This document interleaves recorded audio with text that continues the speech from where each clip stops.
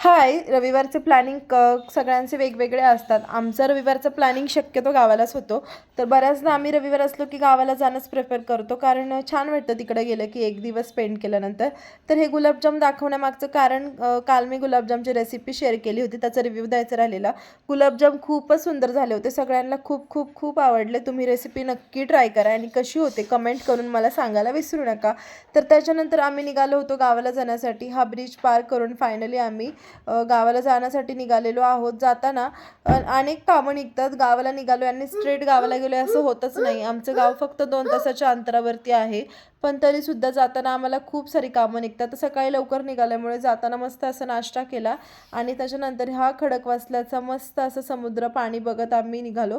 आणि हा सीन आम्ही कधीच मिस करत नाही जाताना. खूप छान वाटतं इथून जाताना. तर त्याच्यामुळे आता उन्हाळासुद्धा खूप जास्त चालू आहे.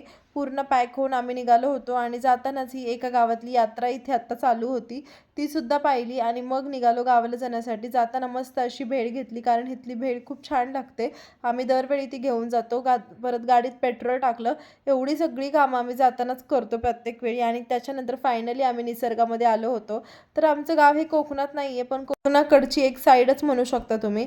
तर त्याच्यामुळे खूप छान वाटतं. हिरवळसुद्धा खूप आहे तिकडं. आणि त्याच्यानंतर जाताना गावामध्येच हे एक चिंचेचं झाड होतं आणि ह्या झाडाला खूप गोड चिंचा होत्या. आणि मी फर्स्ट टाईमच इथे आले होते आणि खूप मस्त चिंचा होत्या. खाण्याचा मोह काय आवरलाच नाही. तब्येत ठीक नव्हती तरी एक चिंच अशी खाऊन घेतली व्हिडिओ चालू असतानाच. आणि एका दिवसात आम्ही किती धमाल मस्ती करतोय, आमचं शेतातलं घर आणि हे सगळं पाहण्यासाठी पुढील ब्लॉग नक्की कंटिन्यू करा. Okay, bye.